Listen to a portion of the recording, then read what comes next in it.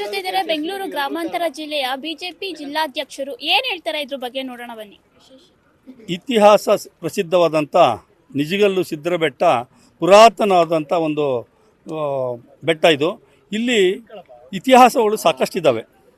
ನಿಜಗಲ್ಲ ರಾಣಿ ಒಂದು ಅರಮನೆ, ಕುದುರೆಲಾಯ ಮತ್ತು ಒಂದು ಅಕ್ಕ ತಂಗಿ ದೊಣೆ, ಇಲ್ಲಿ 17 ಪರಿವಾರ ದೇವಸ್ಥಾನಗಳಿದ್ದಾವೆ. ಮತ್ತು ಇದು ಯಾವತ್ತೋ ಒಂದು 50-60 ವರ್ಷಗಳ ಹಿಂದೆ ನಿಧಿಗೋಸ್ಕರ ಕಿಡಿಗೇಡಿಗಳು ಹಾಳು ಮಾಡಿದಂಥ ಒಂದು ಸಂಸ್ಥೆಯಾಗಿದೆ.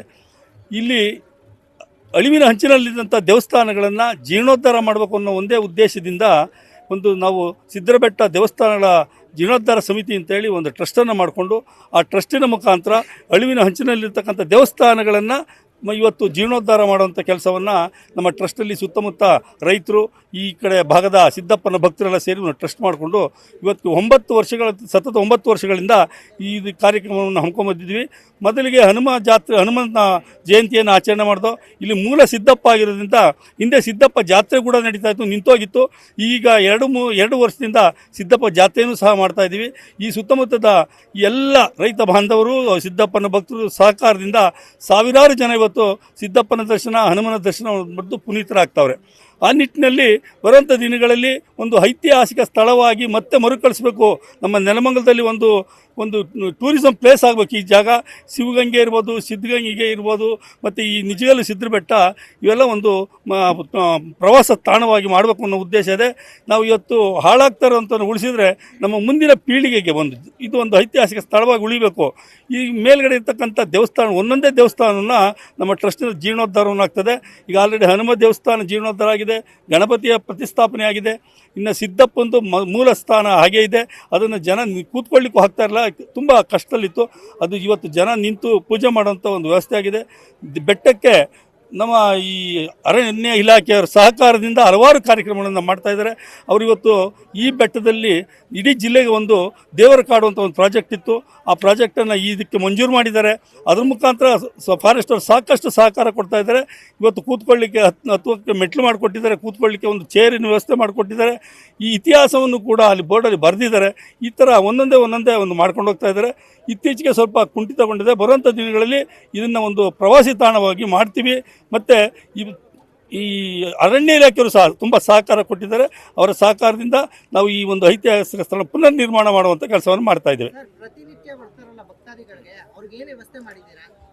ಸರ್, ಈ ಪ್ರತಿನಿತ್ಯ ಬರ್ತಕ್ಕಂಥ ಇದು ರಿಸರ್ವ್ ಫಾರೆಸ್ಟ್ ಇರೋದ್ರಿಂದ ಇದನ್ನು ಅರಣ್ಯ ಇಲಾಖೆ ಮಾಡಬೇಕು.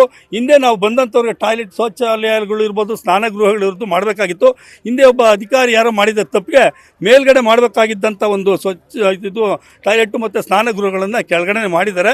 ಬರುವಂಥ ದಿನಗಳಲ್ಲಿ ಇದನ್ನು ಇವತ್ತು ಮಾಡಿಸುವಂಥ ಕೆಲಸ ಆಗ್ತದೆ. ಇಲ್ಲಿ ಮಂಗಳವಾರ ಮತ್ತು ಶುಕ್ರವಾರ, ಭಾನುವಾರದಂದು ಭಕ್ತಾದಿಗಳು ಬಂದು ಇಲ್ಲಿ ಪ್ರಸಾದವನ್ನು ಮಾಡಿ ಬಂದಂಥವ್ರು ಗುಣಪಡಿಸಿ ಹೋಗ್ತಾ ಇದ್ದಾರೆ. ಅದಕ್ಕೆ ಸರಿಯಾದ ವ್ಯವಸ್ಥೆಯನ್ನು ಮಾಡಬೇಕು ಅಂತ ಯೋಚನೆ ಮಾಡಿದ್ದೀವಿ. ಬರುವಂಥ ದಿನಗಳಲ್ಲಿ ಅದನ್ನು ಮಾಡ್ತಾ ಇದ್ದೀವಿ.